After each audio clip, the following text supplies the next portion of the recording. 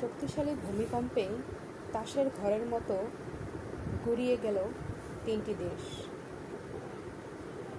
ভেনেজুয়েলার মতো দেশটিও ধ্বংসস্তূপে পরিণত হলো।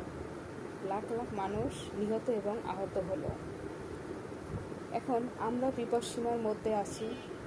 সবাই সাবধানে থাকবেন, নিরাপদে থাকবেন এবং আল্লাহ আমাদের সবাইকে হেফাজত করুক, আমাদের বাংলাদেশের সকল মানুষকে হেফাজত করুক।